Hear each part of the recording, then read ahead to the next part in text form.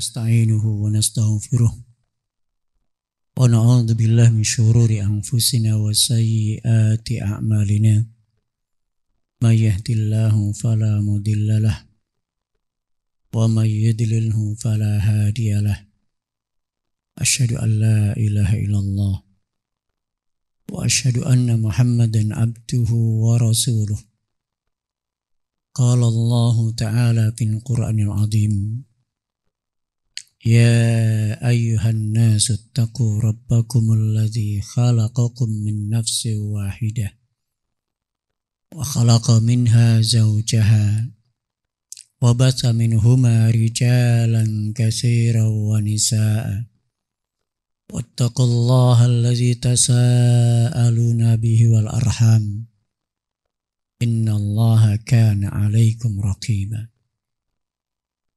يا أيها الذين آمنوا اتقوا الله حق تقاته ولا تموتن إلا وأنتم مسلمون يا أيها الذين آمنوا اتقوا الله وقولوا قولا سديدا يصلح لكم أعمالكم ويغفر لكم ذنوبكم ومن يطع الله ورسوله فقد فاز فوزا عظيما وبعد فإن أصدق الحديث كتاب الله وخير الهدي هدي محمد صلى الله عليه وسلم وشر الأمور محدثاتها فإن كل محدثة بدعة وكل بدعة ضلالة وكل ضلالة في النار. Ma'asyiral muslimin, jamaah salat Jumat rahimakumullah. Sesungguhnya dalam hidup ini banyak kisah-kisah manusia yang harus selalu kita jadikan pelajaran dalam hidup kita. Ada kisah nyata yang hari ini orangnya juga masih hidup. Di Jawa Timur sana, seorang ayah yang stroke berat, tidak bisa apa-apa. Setelah ditinggal mati istrinya, tinggal 2 anaknya. Namun, kedua anaknya ini angkat tangan, tidak bertanggung jawab atas perawatan ayahnya. Hingga pihak kepala desa pun harus campur tangan untuk mengambil surat pernyataan dari anaknya bahwasanya dia tidak sanggup lagi atau berlepas diri dari ayahnya. Maka ayahnya, kedua anaknya ini membuat surat pernyataan bahwasanya tak sanggup lagi merawat anaknya dan tidak akan menuntut siapapun yang akan merawat anaknya. Masa tua yang mengenaskan, masa tua yang menyedihkan, dan saya berharap para jamaah sekalian tidak ada yang menemui masa tua seperti ini. Patut kita ambil pelajaran. Kenapa masa tua seorang ayah anaknya nggak mau bertanggung jawab, anaknya nggak mau melayaninya, merawatnya, nggak menghargainya, menghormatinya? Tentu ada masalah besar sebelumnya. Ada masalah-masalah yang harus selalu kita raba pada diri kita. Di masa tua seperti itu ditinggal anaknya, tentu ada hal-hal yang harus diambil pelajaran. Mungkin saya merabanya ada 4 yang mungkin jadi sebab orang tua ini terlantar di masa tuanya. Yang pertama, orang tua ini dulu menelantarkan anaknya di waktu kecilnya. Dia nggak peduli dengan anak-anaknya. Barangkali ada sebagian laki-laki yang hanya pikirannya wanita. Yang dia buru adalah wanita. Gak berpikir tentang anaknya. Kawin, cerai, hal yang biasa. Sehingga anaknya terlantar. Gak mau bertanggung jawab. Menafkahi tidak. Mengakrabi, mengasuh. Perhatian pendidikan tidak. Apalagi kalau sudah cerai. Anak ngikut ibunya. Dia merasa gak bertanggung jawab. Karena dia lebih memilih ibunya. Ya sudah. Subhanallah. Anak tetap anak. Gak ada mantan anak. Gak ada mantan ayah. Kalau ada perceraian, itu masalah sudah selesai antara suami dan istri. Sudah selesai dengan cerai. Jangan berlarut-larut. Segera move on. Jangan jadikan masalah. Jangan menjadikan anak-anak kita jadi kurban dari perceraian itu. Demi Allah, dampak psikologisnya anak, kejiwaan anak, itu sudah perpisahan ayah dan ibu, sudah membebani pikiran. Jangan dibebani dengan kesengsaraan dari ayah yang tidak bertanggung jawab. Ada orang tua yang seperti ini, dan ketika dia sudah mengejar perempuan yang lebih muda, dan dia sakit-sakitan ditinggal sama wanita mudanya, dia masih ingat ada anaknya. Kembali kepada anaknya. Anaknya gak mau bertanggung jawab. Barangkali seperti ini. Ketika masa tuanya ditinggalkan anak-anaknya. Gak mau tanggung jawab, gak mau merawat ayahnya. Karena mungkin ayah ini ayah yang tidak bertanggung jawab terhadap anak-anaknya. Kata Rasulullah SAW, kafa bil mar'i ithman ayudayya ma yakut. Cukuplah seseorang itu dosa besar ketika menyia-nyiakan orang-orang yang di bawah tanggung jawabnya. Tanggung jawab ayah bukan hanya memberikan nafkah, bukan hanya ngasih duit, tapi mendidik, membimbing, mengarahkan, mengakrabi. Walaupun dia pisah, dia bersama ibunya. Tanggung jawab kita sebagai seorang ayah, tetap dekati, akrabi, bimbing, tuntun dia ke surga bersama kita. Jangan biarkan dia hidup tanpa bimbingan, terlantar. Karena sebab kita sebagai ayah yang gak bertanggung jawab. Yang pertama. Yang kedua, barangkali ayah ini dulu kasar sama anaknya. Hingga anak tidak ada rasa cinta lagi kepada ayah. Ayah dan anak itu adalah diikat dengan fitrah. Fitrahnya ayah itu mencintai anak. Fitrahnya anak mencintai ayahnya. Lihat sabda Rasulullah SAW. La yu'minu ahadukum hatta akuna ahabba ilaihi min walidayhi. Tidak sempurna iman kalian hingga aku, kata Rasulullah, lebih kalian cintai daripada kedua orang tua kalian. Maknanya cinta seorang anak kepada kedua orang tuanya sangat besar. Wa waladihi, dan tidak sempurna iman kalian hingga aku lebih kalian cintai daripada anakmu. Wan nasi ajma'in, dan tidak sempurna iman kalian hingga aku lebih kalian cintai dari seluruh manusia. Kenapa hubungan antara anak dengan ayah hingga terkikis rasa cintanya? Kenapa? Karena barangkali kekasaran. Kekasaran itu mengikis cinta. Kekasaran itu mengikis simpati. Kekasaran itu mengikis kasih sayang. Seorang suami yang kasar sama istrinya, lama-lama dia hilang. Gak ada rasa cinta lagi. Walaupun dulu ketika masih hidup pacaran, di masa pacaran Masya Allah sehidup semati. Tapi ketika menikah, kasar demi kasar, hari demi hari, bulan demi bulan, hilang, terkikis, habis. Kekasaran itu mengikis rasa cinta. Kekasaran itu mengikis rasa kasih sayang.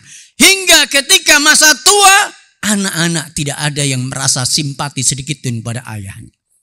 Ada rasa dendam di dalam dirinya. Ketika melihat ayahnya semakin sengsara, semakin puas. Semakin puas. Aku bisa membalas. Masya Allah. Inikah yang kita mau? Wahai para ayah, berlemah lembutlah sama anak-anak kita. Jangan sampai terkikis rasa sayangnya kepada kita. Hingga masa tua kita menderita sendiri. Berlemah lembutlah sama anak-anak kita. Sayangilah. Sayangilah. Jangan sampai kita masa tua kita menderita sendiri. Karena kekasaran kita. Yang ketiga, mungkin ayah ini tidak mengajarkan agama kepada anaknya. Anak ini tidak pernah tersentuh dengan pendidikan agama. Anak ini tidak pernah tak paham bahwa orang tuanya adalah kunci surganya yang tengah. Dia tidak akan pernah bisa masuk surga kecuali dengan ridho dua orang tuanya. Ridho Allah fi ridhol walidain. Ridho Allah ada pada ridho kedua orang tuanya. Bukan hanya satu orang tua. Barangkali ketika pisah suami istri, anak ngikut ibunya. Ibunya memprovokasi agar membenci ayahnya. Atau anak ngikut ayahnya. Ayahnya memprovokasi anaknya agar membenci ibunya. Wallahi, kalau seperti ini cara hidup kita, anak kita nggak bisa masuk surga. Karena dia menjadi musuh bagi salah satu orang tuanya. Mestinya kita harus tanamkan kepada anak kita kalau kita paham agama. Nah, itu ayahmu. Dia adalah pintu surgamu. Kau nggak bisa masuk surga tanpa ridho ayahmu. Jangan hanya ridhoi umimu, ibumu. Tapi carilah ridho umimu dan abimu. Walaupun umi dan abi sudah pisah. Tapi dia adalah abimu. Hormati. Muliakan. Bersimpuhlah. Hormatilah. Layanilah. Ini ibu yang paham agama. Orang tua yang paham agama. Yang mendidik anaknya dengan agama. Sehingga ada kasus seperti tadi. Perpisahan. Seorang ayah yang tidak bertanggung jawab pada anaknya. Tapi ibunya mendidik anaknya dengan agama. Ketika mantan suaminya datang lagi menghibah kepada anak-anaknya. Ibunya merayu anak-anaknya untuk menerimanya. Anaknya menolak. Akan tapi ibunya terus merayu. Nah, engkau gak akan pernah bisa masuk surga tanpa memaafkan ayahmu dan kamu minta ridhonya. Sehingga dia bisa, anak-anak ini bisa menerima anaknya yang dulu gak bertanggung jawab. Kenapa? Paham agama. Paham agama. Wallahi anak tidak akan pernah bisa jadi anak soleh tanpa paham agama. Kita gak akan pernah mendapatkan ketentraman dan kebahagiaan tanpa anak-anak yang mengelilingi kita, anak yang berpaham agama. Yang akan memaafkan semua kekurangan orang tuanya. Memuliakannya. Melayaninya. Dengan sepenuh hati, penuh kesadaran. Ini adalah pintu surgaku. Subhanallah. Yang keempat. Barangkali ayah yang sengsara ini dulu juga dia menyengsarakan ayahnya.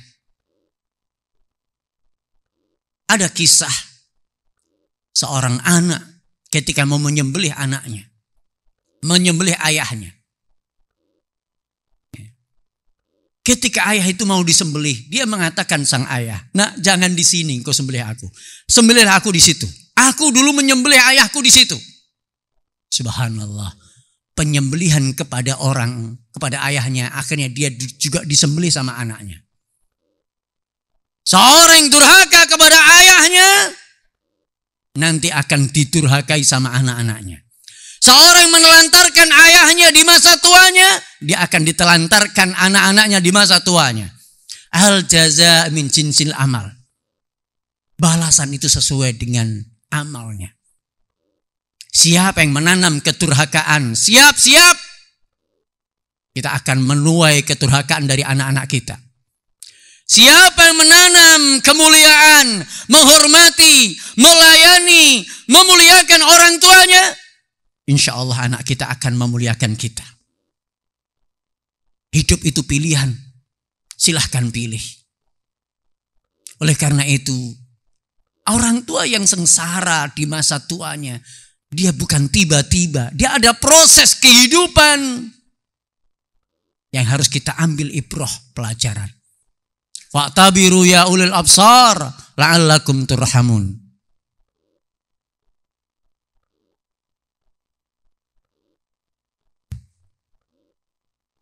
Alhamdulillah rabbil alamin. Wassalatu wassalamu ala asrafil anbiya wal mursalin wa ala alihi wa sahbihi ajma'in. Asyhadu an la ilaha illallah wa asyhadu anna Muhammadan abduhu wa rasuluh. Ikhwani fiddin, azakumullah. Sesungguhnya kebahagiaan, ketentraman ada pada sikap dan watak kita. Bagaimana kita menyikapi orang tua kita? Kalau kita memuliakan, menghormati, mematuhi, melayani dengan sepenuh hati, sepenuh kesadaran, dengan sesadar-sadarnya, dia adalah pintu surgaku. Maka dia akan menjaga orang tuanya. Dia tidak akan mengeraskan suaranya di hadapan ayah dan ibunya. Dia akan selalu mendahulukan kepentingan ayah dan ibunya daripada dirinya. Dia akan berusaha mengalahkan egonya untuk membahagiakan ayah dan ibunya. Karena dia merasa dia adalah pintu surgaku. Oleh karena itu berbahagialah antum yang masih punya orang tua, satu atau keduanya. Jagalah, berbaktilah, bersimpuhlah, layanilah, hormatilah, patuhilah dengan penuh kesadaran. Dengan penuh kesadaran. Bagaimana engkau memperlakukan ayah dan ibumu, maka demikian itulah anak-anakmu akan melihat bagaimana sikap ayah dan ibunya sangat memuliakan kakek dan neneknya. Maka demikian juga anak akan meniru cara, sikap, perilaku orang tuanya. Apa yang kita tanam, pohon itu akan menjatuhkan buah yang tidak jauh daripada pohonnya. Anak akan meniru dengan apa yang kita lakukan. Semoga yang ini bermanfaat untuk kita semuanya. Innallaha wa malaikatahu yusholluna 'alan nabi. Ya ayyuhalladzina amanu shallu 'alaihi wa sallimu taslima. Allahumma shalli 'ala Muhammad wa 'ala ali Muhammad kama shallaita 'ala Ibrahim wa 'ala ali Ibrahim wa barik 'ala Muhammad wa 'ala ali Muhammad kama barakta 'ala Ibrahim wa 'ala ali Ibrahim innaka Hamidum Majid. Allahumma ighfir lil mu'minina wal mu'minat wal muslimina wal muslimat al ahya'i minhum wal amwat innaka sami'un qaribun mujibu da'wat wa ya qadil hajat. Rabbana zalamna anfusana wa illam taghfir lana wa tarhamna lanakunanna minal khasirin. Rabbana zalamna anfusana wa illam taghfir lana wa tarhamna lanakunanna minal khasirin. Rabbana zalamna anfusana wa illam taghfir lana wa tarhamna lanakunanna minal khasirin. Rabbana hab lana min azwajina wa dhurriyyatina qurrata a'yun waj'alna lil muttaqina imama. Rabbana hab lana min azwajina wa dzurriyyatina qurrata a'yun waj'alna lil muttaqina imama. Rabbana hab lana min azwajina wa dzurriyyatina qurrata a'yun waj'alna lil muttaqina imama. Rabbana atina fid dunya hasanah wa fil akhirati hasanah wa qina adzabannar. Wa sallallahu ala Muhammadin wa akhiru da'wana anil hamdulillah rabbil alamin.